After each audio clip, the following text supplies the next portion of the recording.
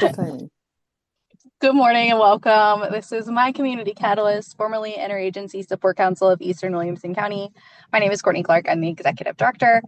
And we have with us today two wonderful presenters talking about conflict. This is one of my favorite topics. I think it's normal, and probably most people feel like they're either really good at conflict or really bad at conflict, and likely some level of avoidance in there as well. So I'm really excited to dive in. If you have any events or upcoming things that you would like us to share in our newsletter or you would like to share with the group, feel free to drop those in the chat along with your name and the name of your organization.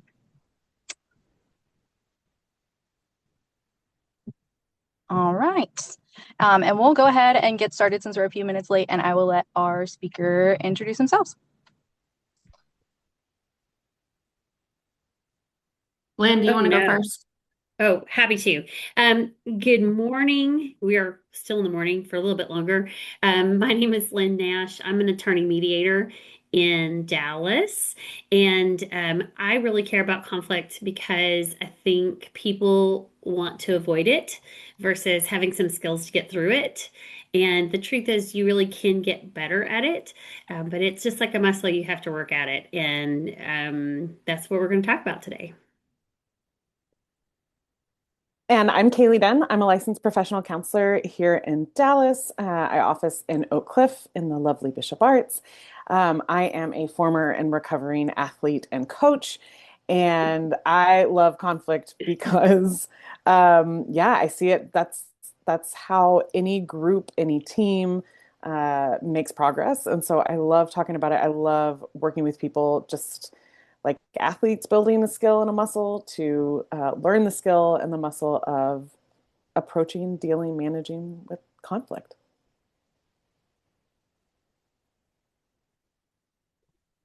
Great. Awesome. Well, thank you guys so much for joining us. And we can just go ahead and get started. Great. I'm going to share my screen. So we have a slideshow to go with everything. And then let's hope. Oh, here we go. Information coming in on the chat. Woohoo.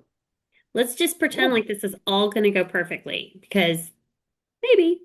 Um, While anything can you're pulling happen. it up, look, there's an awesome sounding bike ride, the Red Poppy Bike Ride coming up on April 25th. Thanks, Jeff.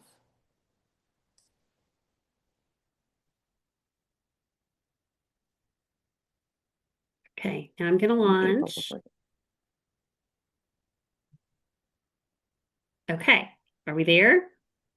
I see you and me. Okay.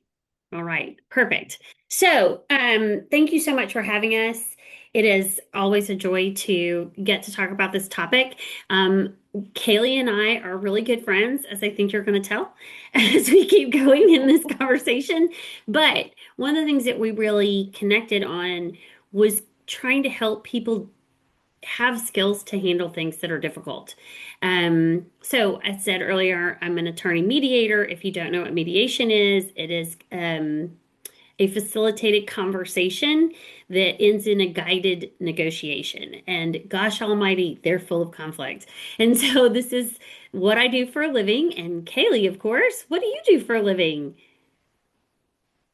I work with humans. I am a therapist, so I work with individuals, with adults, on how to navigate their lives in tons of different ways. I work with lots of different people, and conflict, it turns out, is a universal human experience. Everyone deals with it at work, at home, with family, with friends, coworkers. So yeah, it's a really important skill and muscle for us all to build, and we'll use it a lot. Yeah, there's no way around it. My laughing joke is always, oh, I'm a conflict avoider, like don't get out of bed. I mean, if you drove anywhere today, we all know what that means. I mean, it's just part of our lives, right? And so, whether you're faced with difficult situations, which we're going to kind of talk about here in a second, or whether you're just looking for practical ways to deal with a difficult conversation, that is what we're going to hopefully offer you a few ideas around today. So, not very many people do this in a presentation, but we'd love for you to get your cell phone out now and join Slido with the QR code and tell us what your job title is. That helps us understand who we're talking to and see if we're actually on track with how to help you. I'm gonna try it. Okay, good.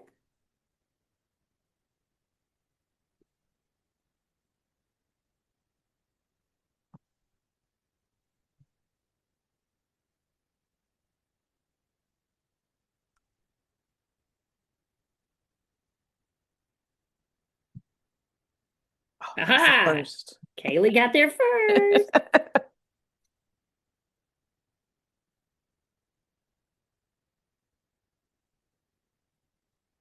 Awesome.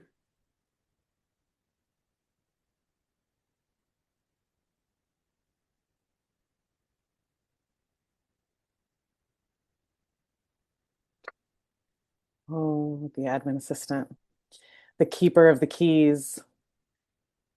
The most important person in the room. Oh, person who probably has to deal with the most conflict. Gatekeeper. Okay, good.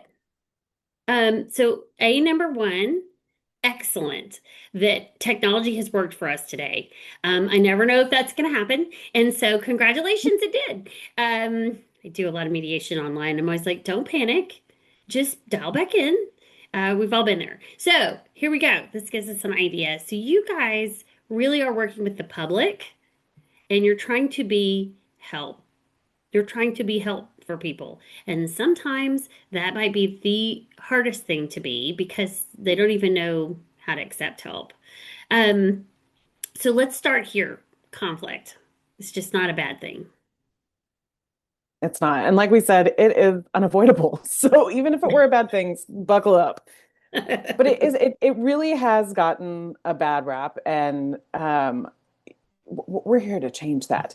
But also to encourage you that this is something that if it feels really hard to you, it's because it is hard. Um, and it's something that you have to learn the skills to develop, and that is really doable. So, one of the things that I kind of go back to is uh, working as a coach, or as I saw, team lead was one of the job titles. You may have heard of the group forming stages. They're the Tuckman's stages of group. And they are forming, storming, which sounds a lot like conflict, norming, performing, and adjourning. They couldn't come up with the last one. The last one couldn't rhyme, which is a bummer.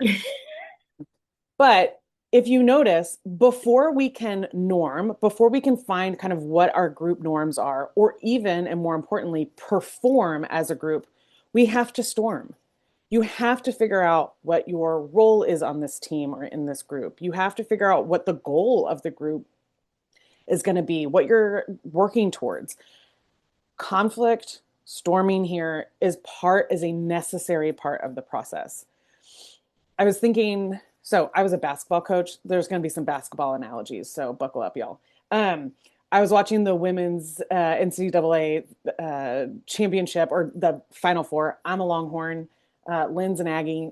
This is a conflict that we have. We've not resolved it. Some conflicts can't be resolved. You just work. You just deal with each other, right?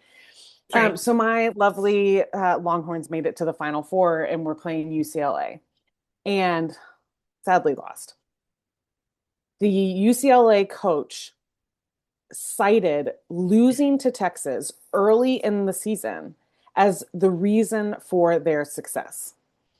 They went on to win the championship, and she continued to cite that loss early in their season as the reason for their success. It took them losing, it took that challenge, it took that hardship for them to be tested, see where their shortcomings were, see where they were having a hard time, and where they really needed to advance. Had they won all the way through, by the time they got to the hard stuff, which is the championships, they would not have had what they needed to be able to perform at a championship level. So thinking of conflict, welcoming conflict as a challenge, as an obstacle, a something that is put in your way to allow you to see where you need to grow and improve, and seeing that as a really good thing. Okay, I get to see now, here's where we need to work. Here's where we're doing really well. And here's some areas that we really need to grow in. So I think Lynn has kind of an example for us to walk through.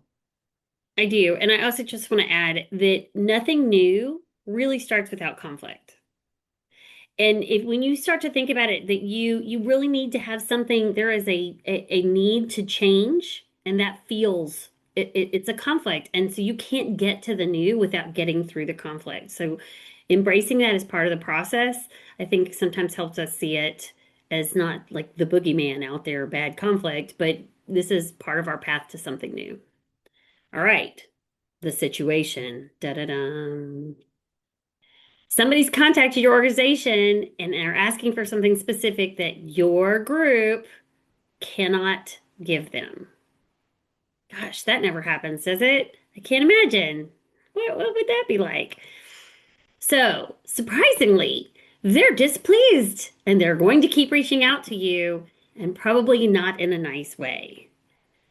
What do you do next? Here's your chance. Pick up your phone. Tell us what you do. What are you going to do? How do you respond? How do you react?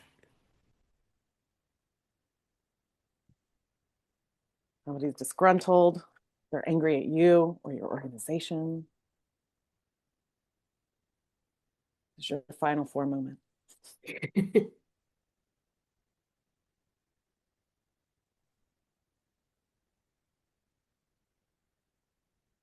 Oh, I love that. Your patience hat. So good. I need that hat. Hat sounds easy to put on. Offer a program that That's it. Okay. This was your chance to kind of dump and be silly, but everybody was really nice. That's great.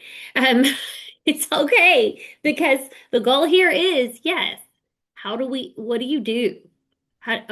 Sometimes you don't know what the next answer is, and that's okay. By the way, that patient's hat was mine because you know I don't own one, so I'm trying to find it all the time, all the time. And it's always in maroon. So moving on. Ugh. But I like that design word. Like design to me brings in elements of creativity, and creativity is a great attitude to bring into that problem solving. And then managing, yes, like managing to me is like sort of stepping back and looking at all the pieces. So I liked those words as well. Yes. So remember that when you're feeling this conflict and you're worried about interacting with somebody who is worried and mad about everything and maybe in a state of a lot of fear. Usually people fear is their driver. And everything's just starting to feel out of control. I love this picture because I think all of us have hit a place when it's like, okay, start. And you're like, I really don't know where to start. I don't know what to do next. I really like also the idea of, especially in the workplace, but this works elsewhere too, depersonalizing it, right? So we are at the beginning, remembering that people are coming in with their own baggage, uh, their own experiences, their reaction may be to you. There may be an area that you can improve, and it may not be about you at all. So being open and curious to that experience and really seeing it as a start of a journey. Hey, we're here together. Where are we going to go from here? And yet, we've all seen it. We've all felt it. Maybe we've even been the person they're talking about. Never. See, sometimes. Never been it. Just saying. So I put this up here as a haha, but truthfully, you really do hit it sometimes where people are, you just like, I want to help. I'm trying to help you. And yet all I'm getting is negative. All I'm getting is this thing coming at me. So hold on. We're going to get to the why. So why are they being so difficult? In our regular lives, we are just so rarely stumped for an answer. We've got these intuitive feelings and these opinions about almost everything, but we can't always even state why we have an answer to the question that's being asked. And Daniel Kahneman wrote a fabulous book, and he was a Nobel Prize winner, blah, blah, blah, called Thinking Fast and Slow. And one of the things he explains in this is having a system one thinking, Whereas this automatic, no effort, your brain doesn't need to think about it. It's kind of like you drive somewhere and you get there and you think, oh my gosh, I don't really remember driving because you just know how to do it. Your brain is in autopilot. That's system one. And so if you can say that system one sort of thing, that's great. But there's also this wonderful sorry, let me rephrase. System one thinking is that quick, knee-jerk, reptilian, fight or flight safety. This is the answer. I'm moving on. If you can get to what he calls system two thinking, he talks about knowing that you're going to have to step back and think and listen and take in information to process. System one is fast, systems two is slower. So these thought loops is what I always call them. Kayla's going to use some more professional terms, but the thought loop of I'm going to create these feelings. These feelings are going to make me behave this way. This behavior is going to reinforce my thought, and I'm going to go round and round. And what I find over and over again, dealing with people who are kind of in a state of unhappy, say it that way, is that they will surround themselves by people who will only feed their narrative. And that's a really hard thing to break in the concept of how do we help them hear new information when they're kind of only wanting to take in information that feeds the loop at hand. Kaylee? Yeah. And this, it cracked me up when Lynn showed me this, like, oh my gosh, look at this org site. No, to me, this is the basis of cognitive behavioral therapy. So if you've done therapy before, you've seen this. And Lynn's exactly right. We to be able to kind of tap in and see the different places that where someone may be and where we can meet them. One of the things that I love about this, what Lynn calls a thought loop, is you'll notice that there isn't a start or an end. People are in touch with some people are really in touch with their feelings. They know what they're feeling at any given moment. That ain't your girl. But I definitely am in touch with my thoughts. I can see what my thoughts are. I know what they are. I certainly can see my behaviors. That gives us different places to intervene. So we can look at this with the person that we're interacting with. What is their behavior telling me? What do I think that behavior is based on? What thoughts or beliefs is that based on? And what feelings are informing that? And then I need to be able to reflect and do that for myself as well. How am I reacting to this person? What is my behavior to this person? What's that based on? Is this pulling up some emotions from a previous encounter with this person or someone else in my life? What are the beliefs or thoughts that are informing this? The other thing that I really like about this is there's an author named Harriet Lerner, and she describes our interactions with people like a dance. And we get in these kind of loops. We get into these sort of dance steps. And in order for us to break that, someone has to step out of the, repeated dance step. So if every time I go forward, you go back, then I got to try something different. I maybe need to stand still, or I need to take a step back. But until the steps change, we're not going to see any change here. And there's a thing called action tendencies. So our coping mechanisms are this knee-jerk response to anything that just happened, these action tendencies. And so how many times have we all seen people lose their cool when the very first possible solution is put forward? They just freak out. And you're like, whoa, whoa, whoa, whoa. Okay. It's just people trying to take that step. They're not ready to take that step out of everything Kelly was just talking about with that dance. So they're still in their pattern. So we're talking about why. We're trying to give you some answers as to why the humans do what they do, including us. Kelly and I laugh about this as we talk about this because we're not about to say we don't become these people here and there. We all do. Are you ready? All right. Let's go. So let's talk about the different. Oh, sorry. No, you're fine. Typical All the agony. human stuff. So Go for it. So let's talk about why what might motivate someone to be difficult. Do you think, I mean, I think legitimately there are sometimes when people are just awful. But for the majority of the time, I think people are trying their best. And so there's something else that's going on there. Often fear is motivating someone's behavior, right? So I maybe am going to come on really strong with you as I'm trying to resolve this conflict because I'm sick of being a doormat and I have been taken advantage of and I'm used to that and I'm not going to let you do that to me, right? Maybe my identity, maybe I've been socialized that my gender is somebody who should be in control and should be dominating or should be taking the lead.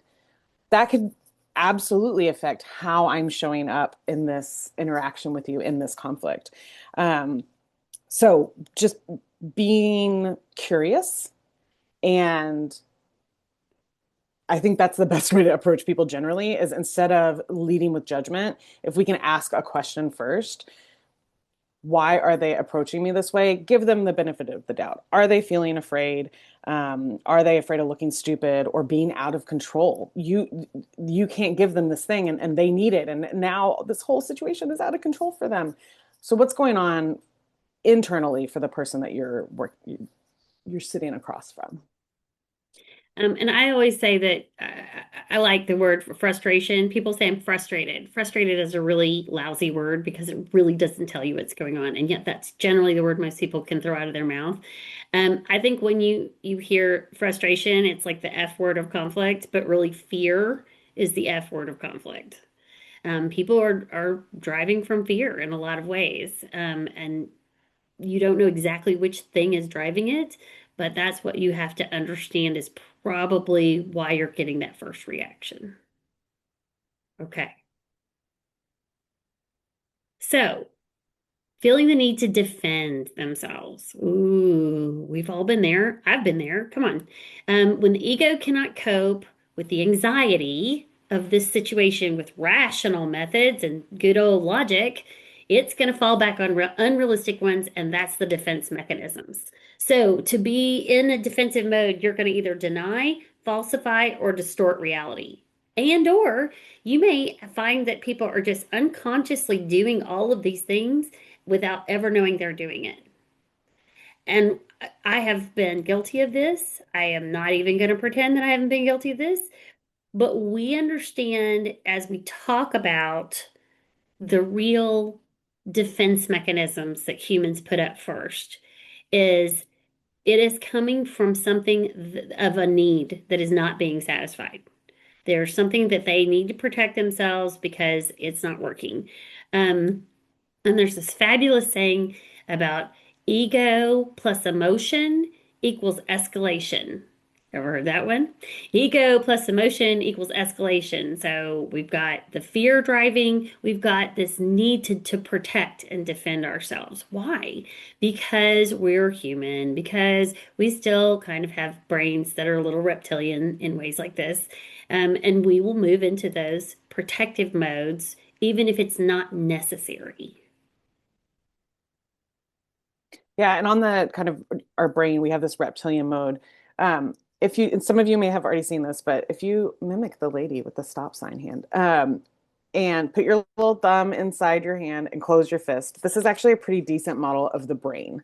Um, and the where your fingers are, the tips of your fingers are, represents the prefrontal cortex. This is the part that your kids, when they're being dumb, it's not their fault because their little brain ain't done yet. This is the last part to form. It is responsible for all of the executive functioning, being able to manage time, being able to perspective take, all of that. That is the first thing that goes offline when we have a strong emotion. So we call it with kids or with adults, let's be real, flipping your lid. And what that leaves is this thumb part, which is that reptilian brain that Lynn was talking about. This has fight or flight. This is where fear and protection, all of that sits right here. So when we have a big emotion and we flip our lid, we're activating this part of our brain that does not include things like rational thinking or logic or empathy and compassion. And we want to do our best to pull that part back online. We also need to realize that other people work the same way. Their brains work the same way. And if they have flipped their lid, no one is going to be capable of rational thought. We need to all calm down a little bit. We'll talk about how to do that later. And spoilers, saying calm down, ain't it? But we need to get that prefrontal cortex back online. We do that by feeling safe. That's taking a break, that's taking deep breaths, that is connecting with the person, taking a step back and saying, hey, we got off on the wrong foot, right? So there are lots of different ways to do that, but that's what's happening in a very brief, child appropriate way. That's what's happening in our brains. Right. Um, And last I checked, we can't not use our brains, right, Kaylee? well, I've tried. Some might argue that a few of us can, but yeah, you're right. For the most part, the brain runs everything. Right. That breathing thing that's in some of those things. I mean, we're not able to turn it off. So if we can't turn it off, we're gonna have to work on it. All right. Justice. Ooh. So I bet this is an area where Lynn and I have kind of different feelings about justice, or maybe kind of the same ones, even though we deal with justice very differently in our professions. But from my perspective, justice is a subjective outcome. So to be working towards justice, maybe working towards two different destinations. If you and I are working towards justice, you may be going to A&M and I may be going to Texas, right? So um, that is the first thing. Lynn has said that getting what you deserve is justice. Not getting what you deserve is mercy. That's someone giving you the benefit of the doubt or not coming down hard with the gavel. And then grace is getting what you didn't deserve. So I really like that phrasing and that way of thinking about it. And another thing that I think is really important when we think about justice, we think about those like needing the feeling of control. And to go back and reiterate what Lynn said, most of the time when we are, head to head with somebody in conflict, we are there because there is an unmet need. And so taking a step back, taking a breath to be able to identify the unmet need first is going to be much more productive than really talking about the content of it, right? We want to get below the words that they're saying and say, okay, something is missing for you and you have a need here. Let's identify that need first, and then let's work towards a solution. Then let's work towards justice. I will just tap on this and say, I am a civil lawyer. I am not a criminal lawyer. And I have to remind people all the time, we don't do justice in the criminal court. I mean, in the civil courts. You do justice is supposedly happens in the criminal court. I'm not sure I think that's true all the time either. But there is no justice out there when you're in a dispute, as far as what people say, but this is the principle of the point. It's like, well, that's a really expensive word too. Because at the end of the day, if you really think you're gonna vindicate and get justice because you've got to prove that you were right about this, that may not end the way people want it to. And so that if the justice is driving somebody, look for what the other issues may be at hand. If you figure out that's what's going on. Ready? So where do we start, Lynn? Where do we go? God, where do we start? Okay. So I am always amazed when people say, calm down. It's like never, ever in the history of never has telling someone to calm down ever worked. It's like throwing kerosene onto the fire and then being surprised it got bigger. So we have to take that out of our language, which is hard. It's hard. But calm down can't be part of your language. You can say, do you need a minute? I might need a minute. Or if you think they need a minute, sometimes I'm like, I'm going to take a minute. I'll be back. Bill Urey talks about going to the balcony. Take a breath. It's okay. Make space. We as people don't really like to be in a state of upset. I mean, look, Kaylee knows that there are people who have issues, and maybe they do like to be upset. But the real normal people out there in the world, they don't want to be in this upset, anxious, crazy, out of control thing. They do want to get into a better place. Sometimes it's about this bad day. They're having this really bad day.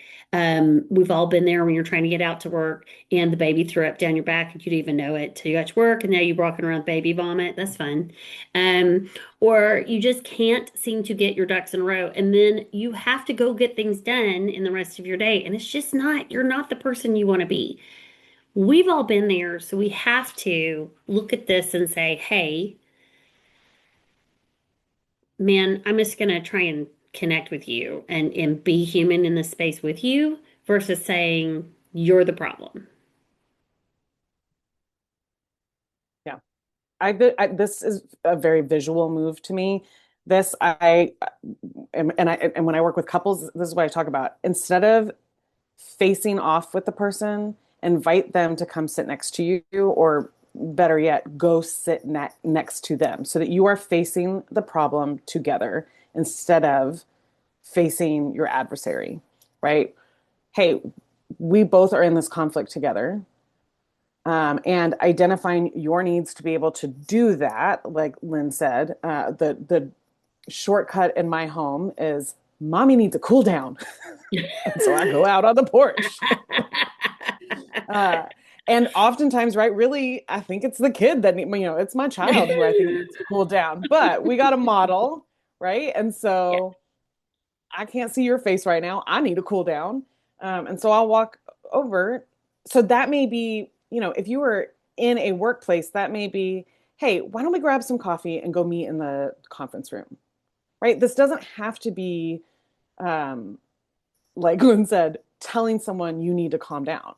This can be a tool that you are using to say, I need a minute. You probably need a minute. Let's regroup when our heart rate has decreased, when we can breathe a little deeper. Okay. But where do we start? I mean, we're telling you why all this stuff is going on, but you're in it. So now what? So a few things that I think we need to take a step back and take inventory of, right? First, we are across from another human who has had their own experiences of life. They are coming in with their own context, their own baggage, their own culture, their own language, their own education, all of these things, right? So that's the first thing, is to check that you are speaking the same language. This happens, I see this happen all the time. Lawyers love to do this language thing, where it just so happens that my spouse is a lawyer. And so we will get into semantics where we kind of back up and say, well, okay, well, I'm using this word to mean this.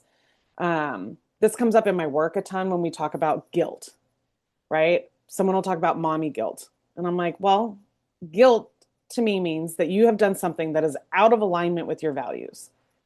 Is the thing that you did out of alignment with your values? No.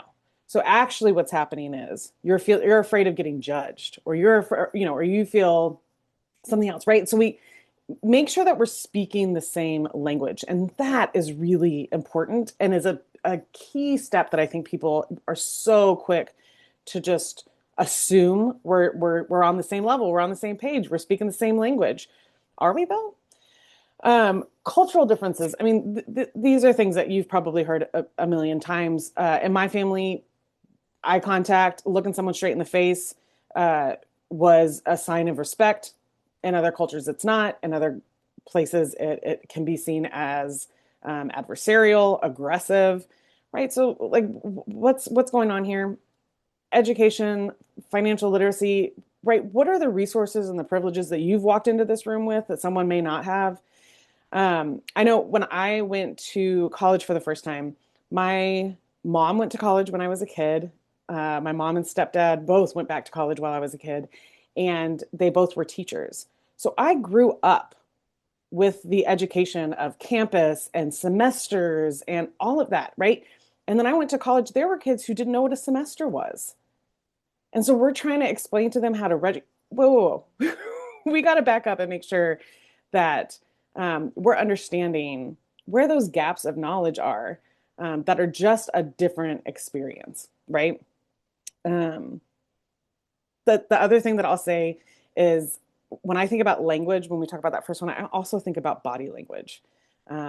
So if someone is standing over me or standing very close to me and they are tall, I'm a big girl. So if someone is especially taller than me, I'm gonna notice that. Um, that makes a really big difference in how I'm approaching someone versus if someone invites me to sit down, gets on the same level with me, backs up, gets some space, is talking with kind of open arms, right? As opposed to crossed over your chest. So all of these things, there are so many variables that go into the very beginning before we've even said many words. And don't forget age. I think sometimes it's really hard. I mean, it's not listed on here, but age, if you're older to younger, younger to older, there are these divides. If y'all are having fun with the language changes that are going on in the world, that feeds back in. But sometimes just taking a step back and thinking, how is this person at X age going to receive what I'm trying to talk to them about? And maybe I need to think, maybe I need to work on how I'm going to deliver it. It's that making sure we have the ability to explain it in a way someone can receive it. Like, when did we start calling this thing a slide deck instead of a PowerPoint presentation? Don't know. Who okayed that change? Which part is sliding? Which is the deck? I don't know.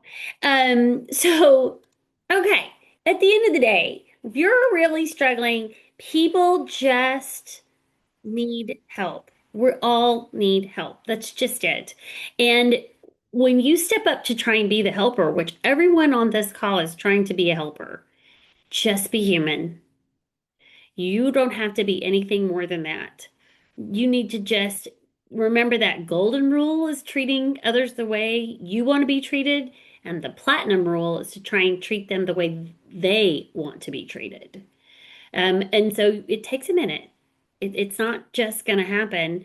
I think about this. I have 4 children, which is proof that I am crazy.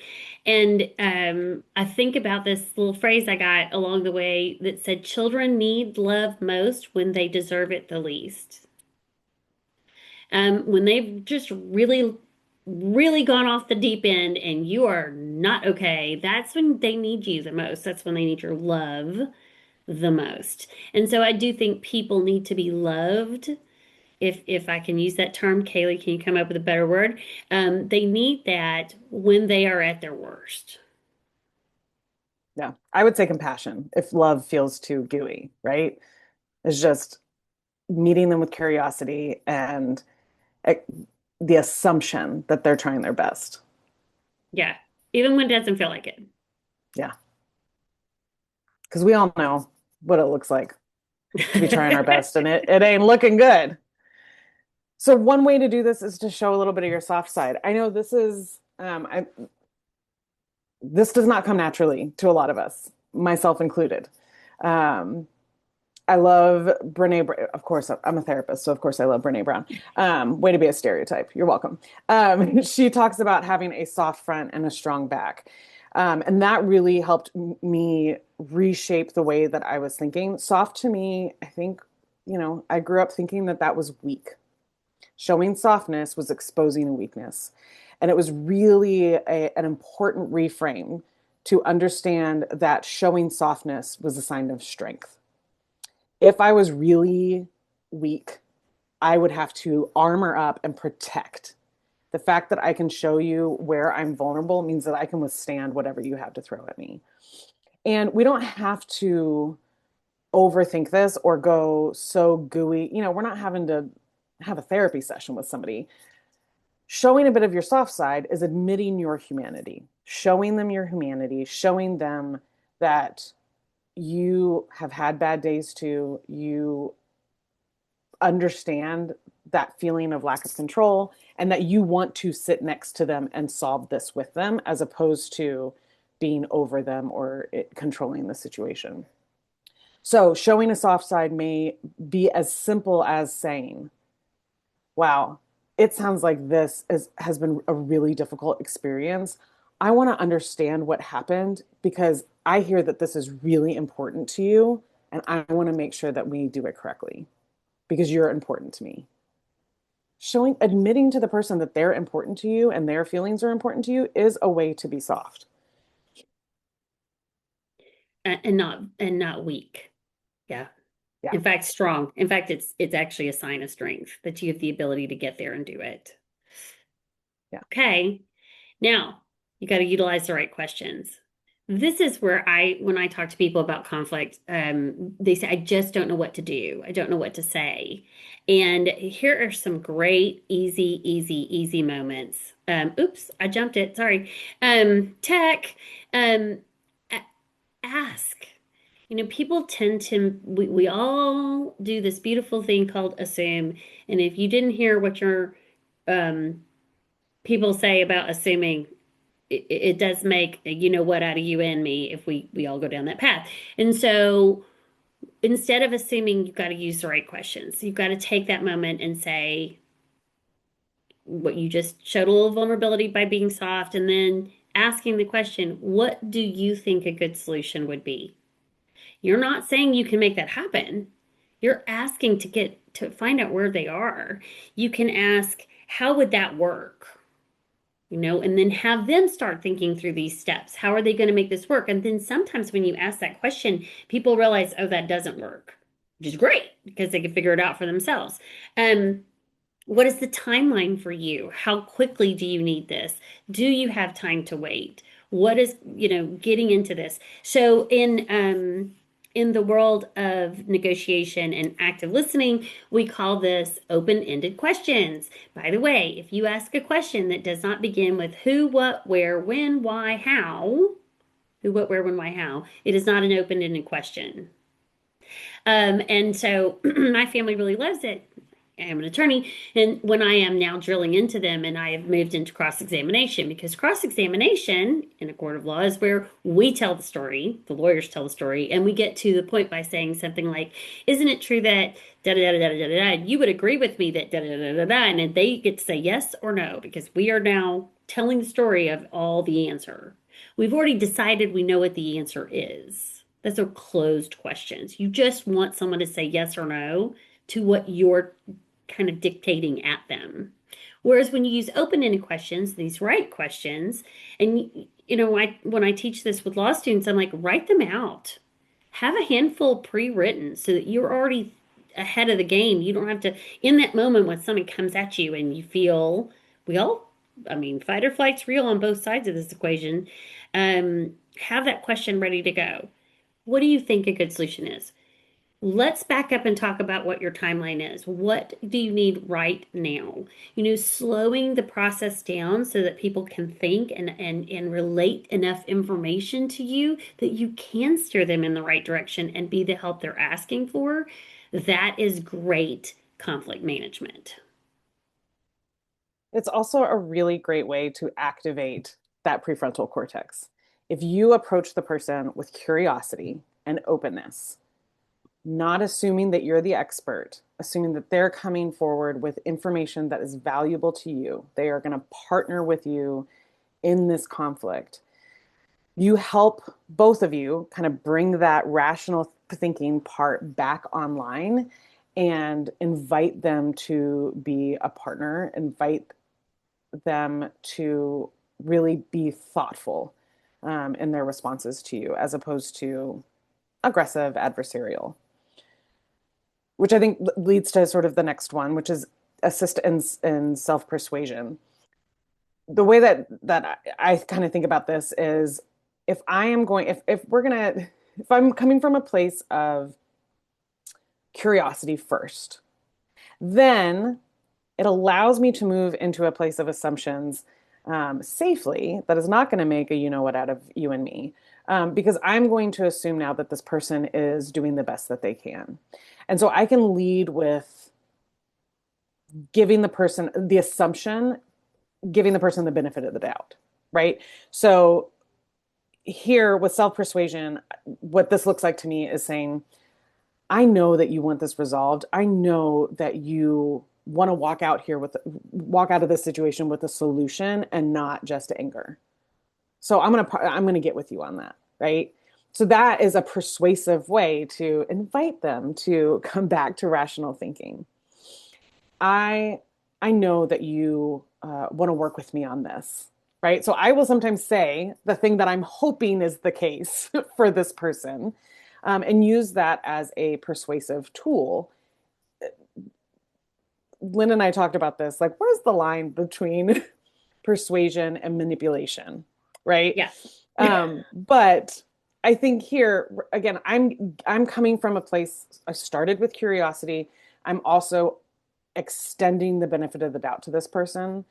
I am going to persuade them to be my partner. I'm going to persuade them to let me in on what's going to be the most helpful for them. And it's not, you don't have to get it right. I think that's the thing. People are afraid to start something because they're, well, what if I don't give them the right answer? Well, that's okay. That's information you get back. Mhm. And then you start working again. Don't be afraid of getting it wrong. Don't be afraid of avoiding, don't avoid to out of fear of getting it wrong. Take the steps to make the effort to get it right and take the information and keep going. So, let's talk about Yeah. this. Step one.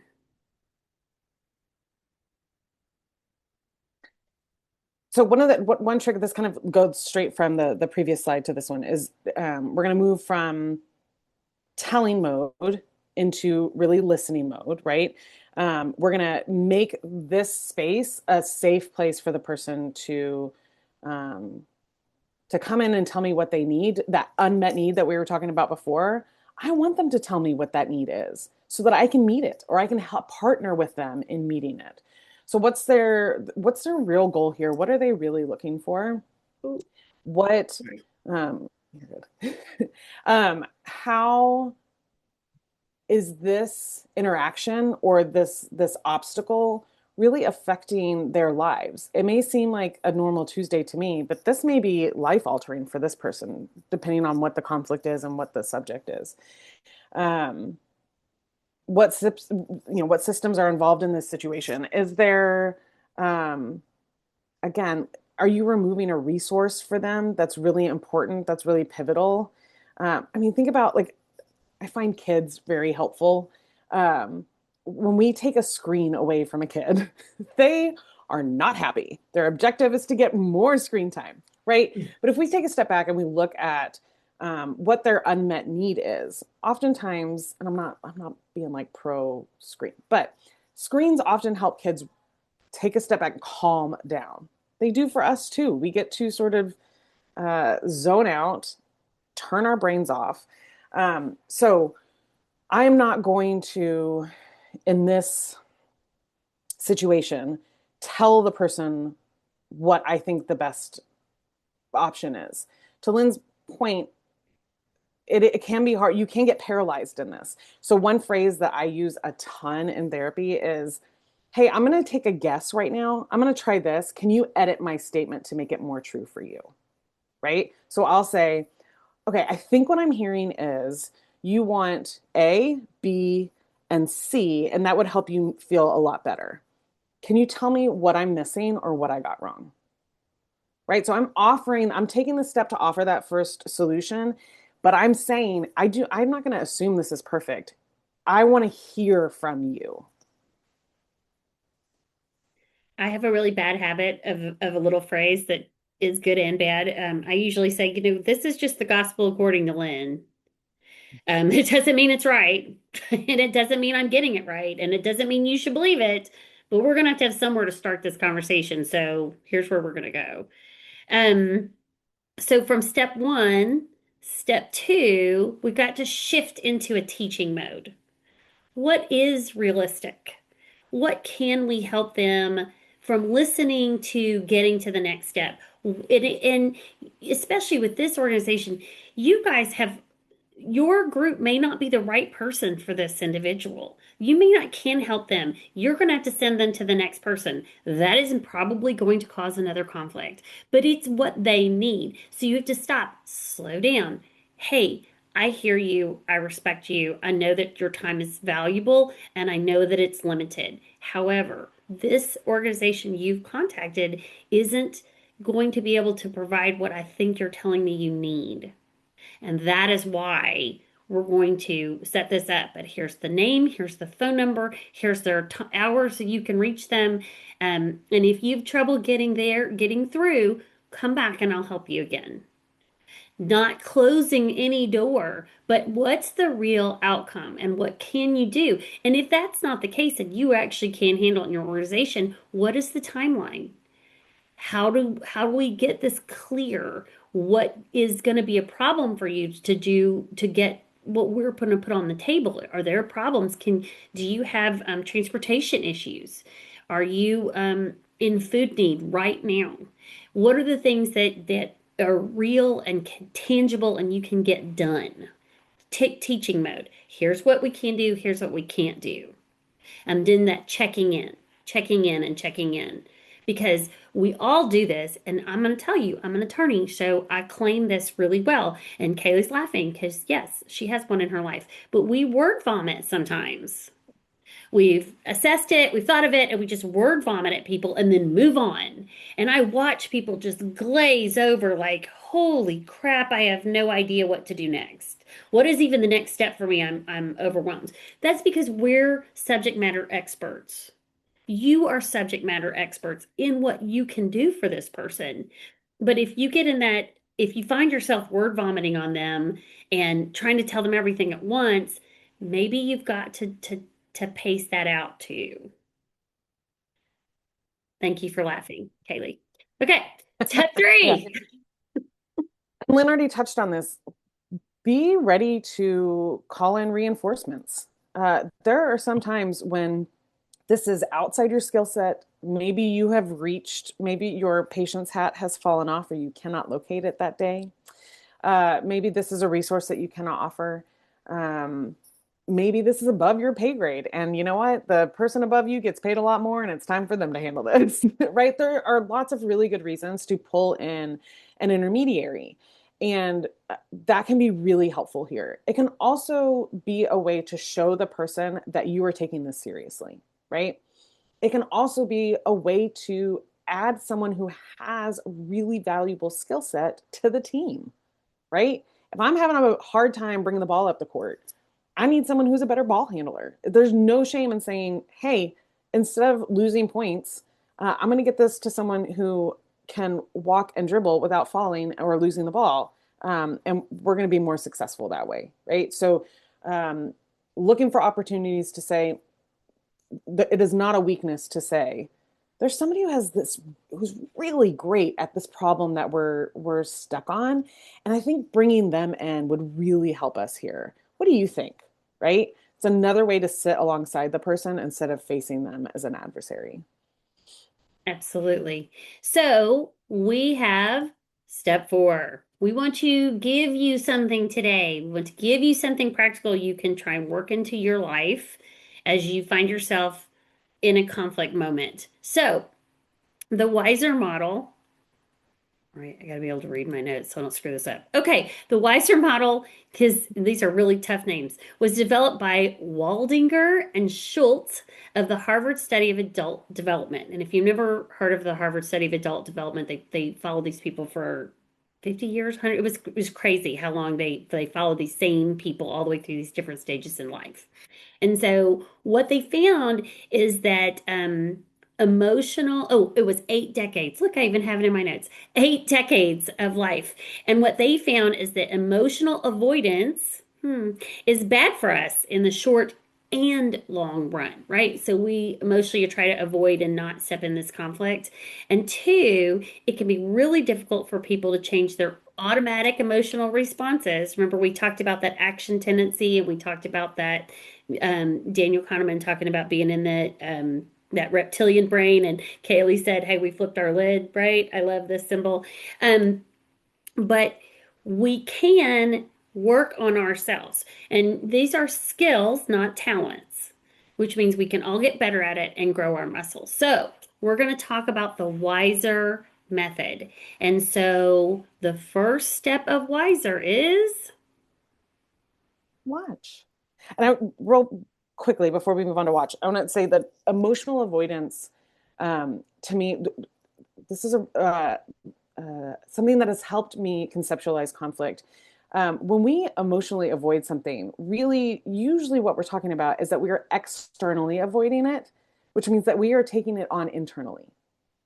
If I have a problem with a coworker and I choose not to address it with them, I'm only avoiding it externally.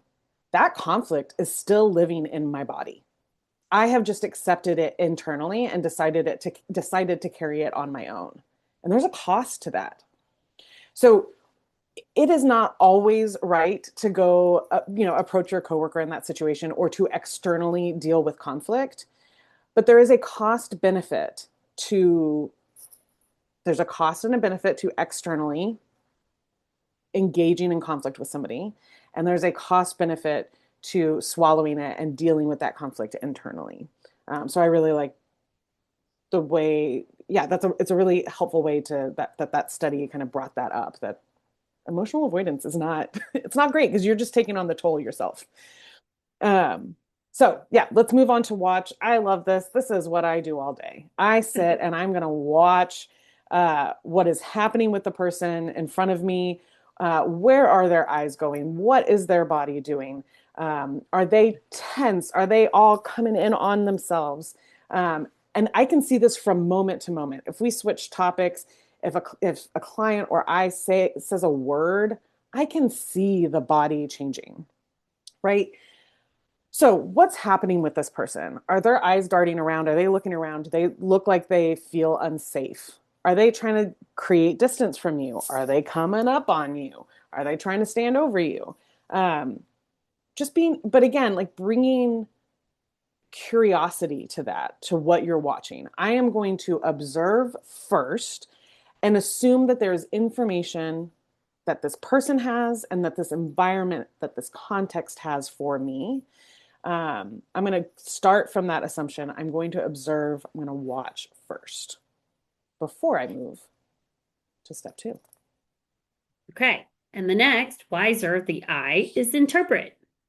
So, what are they actually trying to show you with those actions and those words? What have you're trying to interpret what's coming at you. And back to what we talked about a few minutes ago, culture, age, language, experience, knowledge, you're going to have to interpret it knowing that you're not on an equal footing with this individual. You're not a perfect symbiotic thing. I mean, Kaylee and I are really good friends, but if you saw us standing side by side, you'd probably laugh really hard because I am kind of very, very short and she is very, very tall. And it's kind of funny, but it's just a difference in how we're going to experience the world. So if she's going to talk about reaching things in a kitchen versus I'm going to talk about reaching things in a kitchen, we're going to have a very different interpretation, right?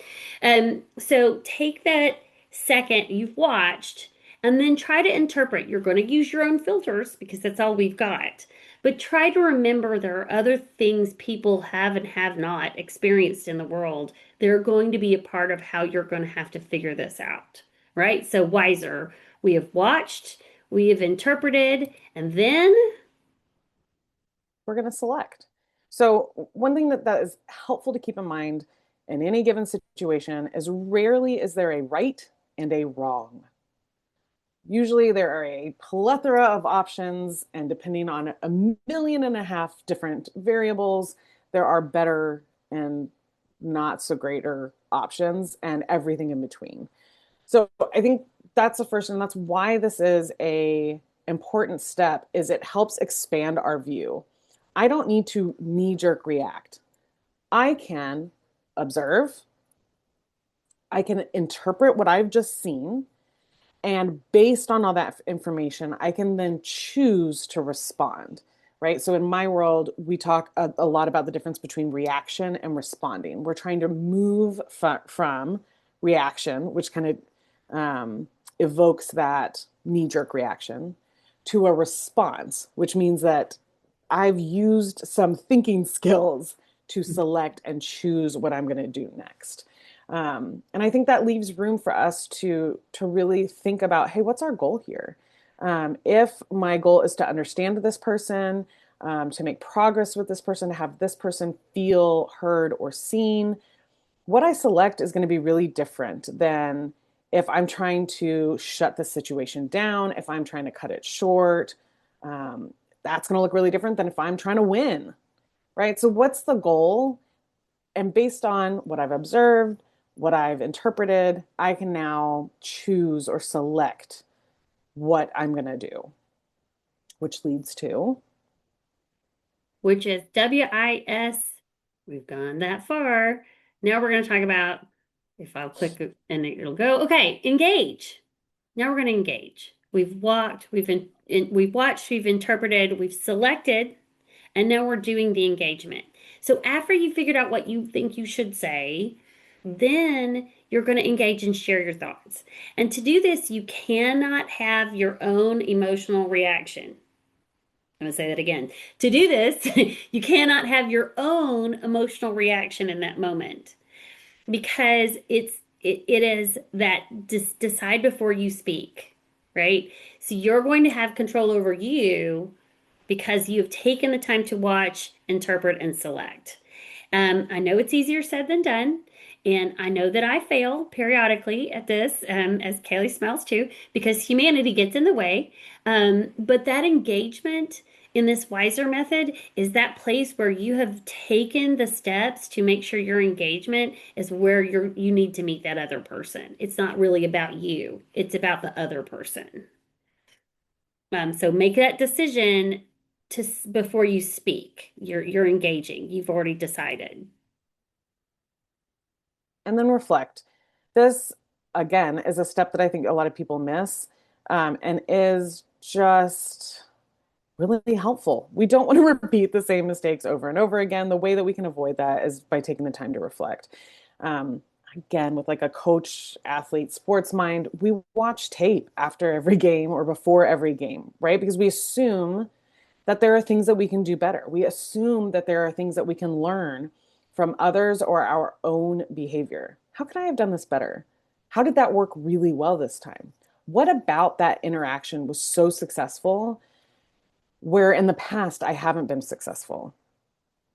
Or where did why, how did that escalate so quickly when I thought was being wiser and I looked dumber? What happened there? Right? So taking the time to really take a step back, think back on it.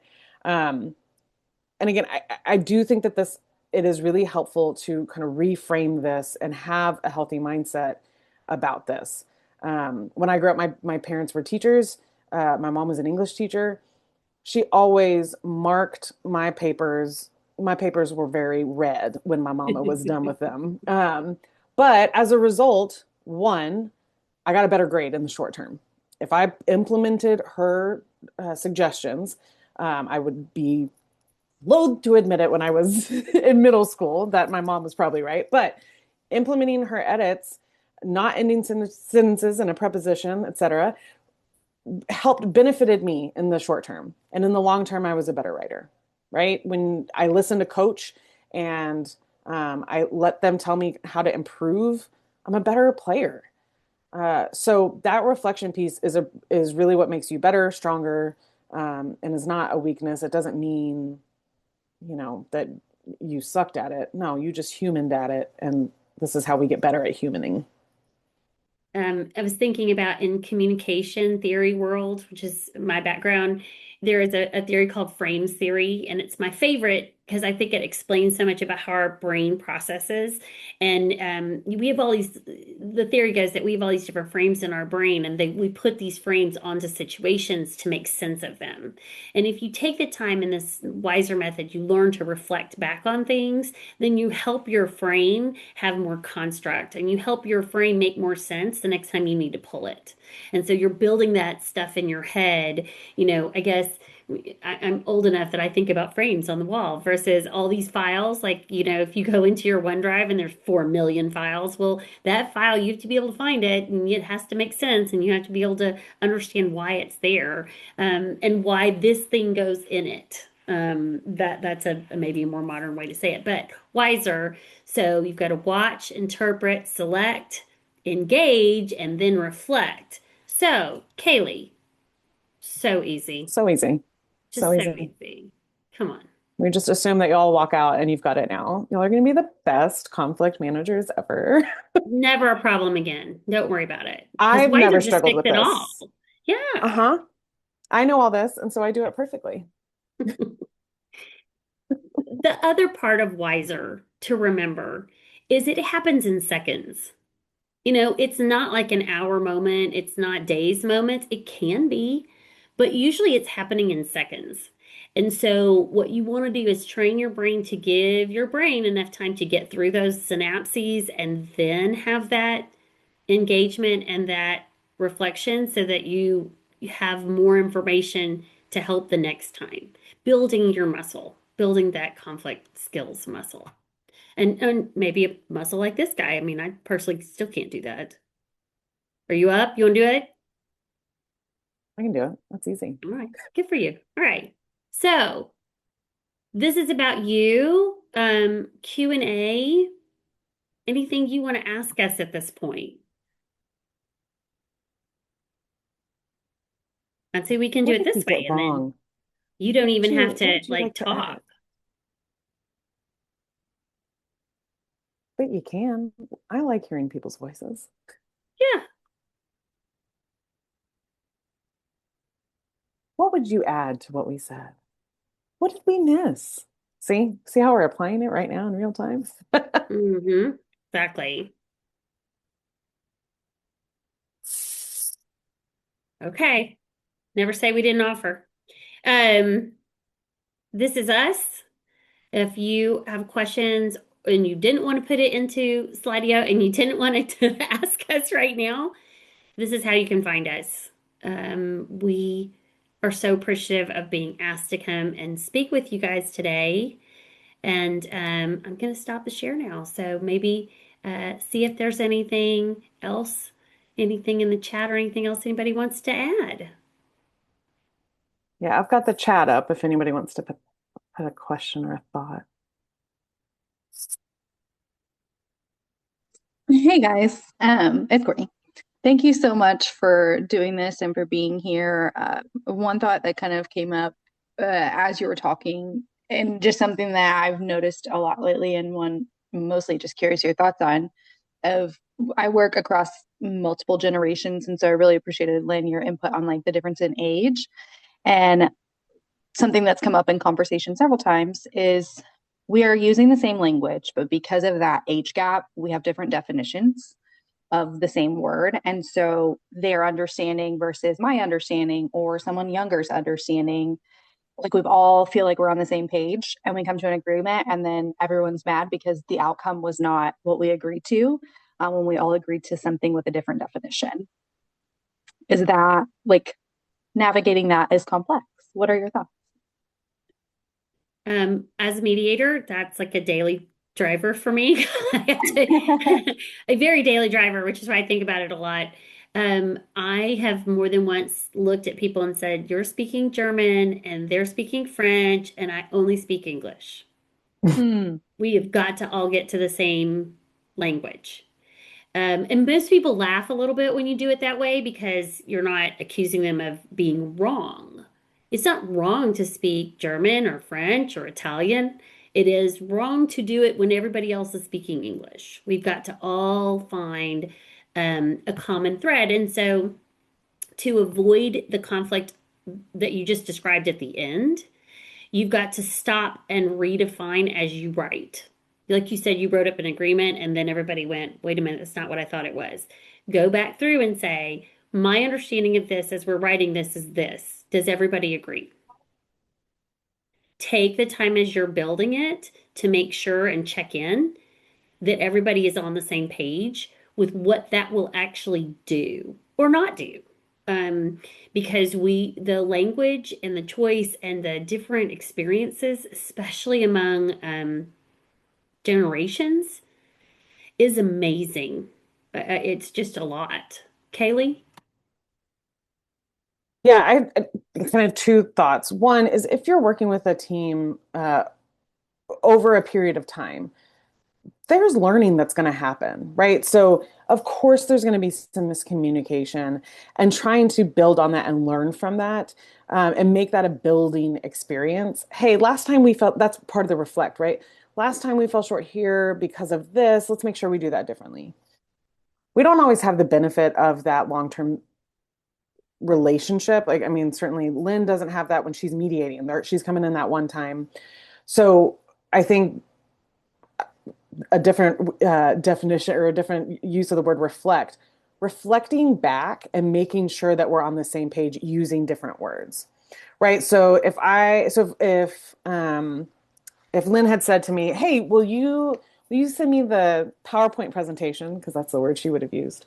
And to because I want to be ready for, I want it 2 weeks before we come talk to y'all. Um, that may mean to me when she says send me this, I may hear send me a first draft of this. Lynn may have meant send me something that we would be ready to bring in front of a group, right? So reflecting that back. Okay, when you say that you want this, tell me, are you wanting for me to send you kind of a first attempt that you're going to come in and edit? Are you wanting it fully polished? Because if you want it fully polished, I want to back that out so I can get some of your input, right? So it's taking the time to reflect back what you heard to make sure that you have understood that. And I think in working situations that just happens a ton. It also happens in our personal relationships a lot, right? Like, I am saying, hey, I want you to pay more attention at home, or I want you to help. Like, I want you to help with the dishes. Okay, loading the dirty. There are so many stages of doing the dishes, right? And so our partner may think that they're being really helpful because guess what? They collected all the dirty dishes in the house and they put them in the sink. But if I think helping with the dishes means you put them in the dishwasher, you run the dishwasher, then you take them out of the dishwasher and you put them, well, now we have landed in two very different places. So yeah, just taking the time to step back and define those. Does that answer it? I talked a lot. I don't know You got if there. we answered. You landed it. You landed the plane. But it's not simple, right? I don't want to pretend like it's simple, but it's back to that skill of asking, checking in and asking and reflecting. And that's something we just all work on. If you're curious about this stuff, which, Kaylee and I live in this world, there is an instrument you can go out and find online and take called the Thomas Kilmann instrument. It's been around more than 50 years, and it's how you respond in a conflict moment. It's really about you. And so it helps you kind of get a sense of, I'm going to be accommodating, or I'm going to be more aggressive because I'm going to try and get what I want. Um, and the reason I love this instrument so much is when I first got into this work, 15 years ago, I took it. And then 2 or 3 years ago, I took it again. And I had shifted because I had learned more skills of how to come to a more moderate place in responding to conflict. And so it's just proof that there's skills and you can always get better at it. Yeah. Okay, we have one question in the chat. Kaylee? Yeah. So Amanda says, one dynamic I feel stuck in is when she perceives, and Amanda, jump in if I'm reading this wrong. When Amanda perceives that someone is not self-aware around a topic, or doesn't know their own needs, or certainly like doesn't know this conversation or this topic, that can be a barrier to understanding them, showing them what they need, getting to a common goal. So feeling stuck when the person that you're working with, it sounds like when there's a big gap in, like, you are really the expert in this area and they are either not knowledgeable at all or not aware that they're not knowledgeable. That's kind of what I'm hearing. Lynn, you want to start, or you want me to take this one off? Okay, we got it. Good. I was waiting to see if we got it or not. Okay. I was like, good, thank you. Yeah. That is one of those moments that your humanity is on full display. That ego plus emotion equals escalation, because you're like, all I'm doing is trying to help you, and all you're doing is giving me a load of you know what. And so it's that breath of, okay, here's what I typically do in those moments is say, I maybe it's me. Even when I know it's not me. I promise you I know it's not me. Maybe it's me, but I just don't think we're not connecting on this. Can we take a few steps back? Let's go back a little bit and get back to this place and make sure we're going to get here together. That's something I've used several times just from a communication skill. Sometimes in those moments where you're like, wow, you're really missing the boat. I will listen to them and then reflect back what I heard them say and check in and make sure I'm getting correct what they're saying, and then say, you're not going to enjoy this, but I think you're really not where I need you to get, or you're not what I know is in contrast to what you just said. Find some really kind ways of saying you are not getting it and you really don't understand. And you're playing, I'm a lawyer. People love to play lawyer. People think that they have watched enough Law and Order to know exactly how to do this or what, by the way, you cannot get through litigation in a 30-minute episode, all right? Or even an hour. You're not, years of time in the litigation. But people have this sense of, I've watched these TV shows, or I just know. I know what I know, what I know, because somebody's told me this, because it's whatever. And that is a tough nut to crack. No one is going to tell you this is easy. But if you can build yourself a few things, for me, I always try and go backwards. And I always start with an apology. I think apologies are really useful. I'm sorry. Maybe I'm not understanding. There you go. Yep. Okay. Know what they know, what So they yeah. know. I was gonna say, I tend to err on the side of saying what I am thinking. So if I'm not gonna hide the ball on this. So if a client comes in and is talking to me about kind of what they want to do, let me be clear that it is not my job as a therapist to tell people what to do. But you are coming to me for my expertise and my opinion. So I don't know what's best for you, but I can say, look, when you're talking, what I'm hearing is you're setting yourself up for X, Y, and Z. So I hear that so like let's take and Amanda, if you've got a better example, give it to me and I'll run with it. But if I hear someone being like, I'm mad at my ex, they did this, they did that, and I want to go get my revenge and I'll feel closure, that's the C word for me, is closure. Ugh. So I'm gonna go key their car or whatever, right? I could be like, oh, that feeling is valid. Let's talk about that. Or I could say, okay, well, let's talk about your goals. I'm thinking that would probably feel really good in the moment, right? And that doesn't sound like it's in alignment with your values. And do you want to go to jail or pay a fine, right? So there are some consequences that I think maybe you haven't thought through. I may also say, I don't know that we have the same goals in mind. I think my goal for you would be to move on and be able to find love elsewhere.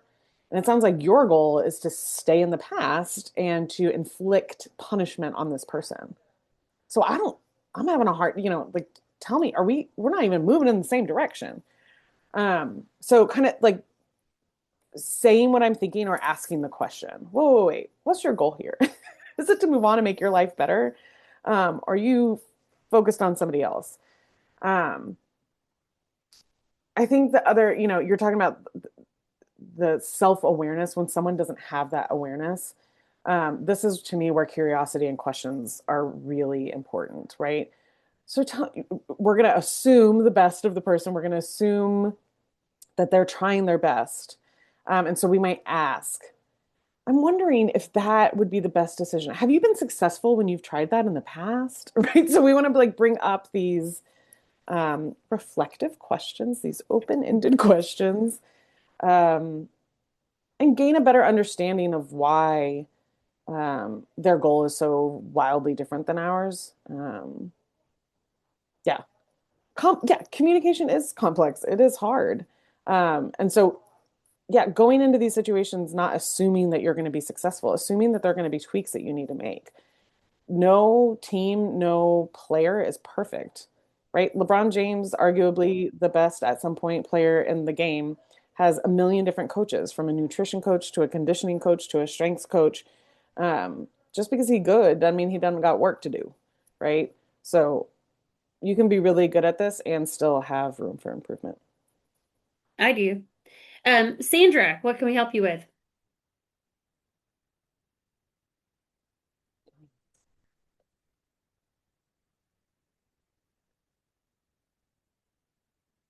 Okay, we gotta raise the hand from Sandra.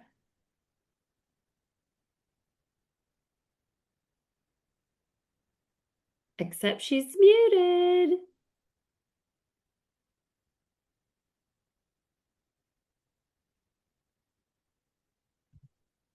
Maybe she's raising the roof. Okay, I mean, hey.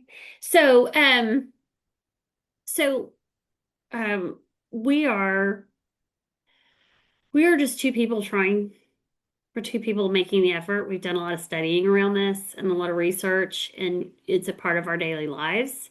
It's a part of your daily lives. We've just taken the time sometimes to slow down and analyze it a little bit more.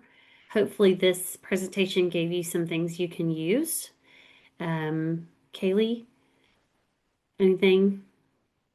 Yeah, I just appreciate the time with you all. And if you have any questions, like Lynn put our information up there. And yeah, know that we've been studying and working on this for a long time, and we get it wrong every single day. I think it's fair to speak for both of us.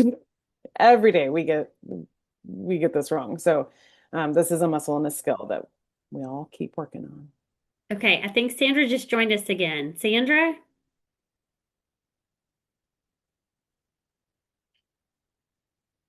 Hello. I'm back. You're Great. back. Yeah, technical difficulties. Anyway, I really want to say thank you so much for bringing all this in this presentation because, this is not my skill sets, not my background. And I really have learned a lot. My background's mainly been agriculture, blue collar, but, I'm putting myself in a situation that is totally out of my comfort zone, Sure. being a candidate for mayor. But I'm doing it because instead of complaining about stuff, I want to be about stuff.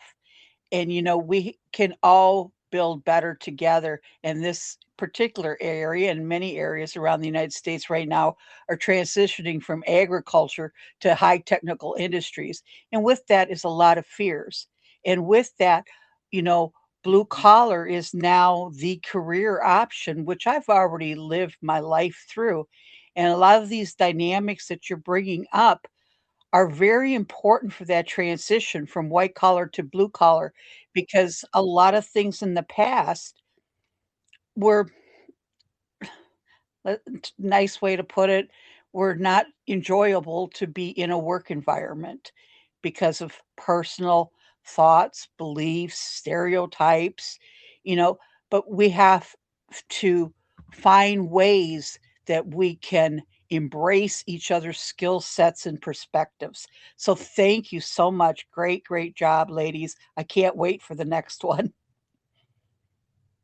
Thank you, Sandra. Thank you for saying that, Sandra. Yeah. Good luck. Happy listening. Thank you guys so much for being here. I really appreciate it. I also learned a lot from this session. And I mean, like you guys have touched on, conflict is very complex, communication is complex. And so I do feel like this is maybe just the tip of the iceberg for everyone, maybe. And I would love to explore more, and maybe we can have a conversation offline about kind of more what that would look like. But thank you again so much, and I will let you guys have your day. Thank you. Thanks, everyone. Thanks, everybody. Thank you guys. Have a good one. Bye.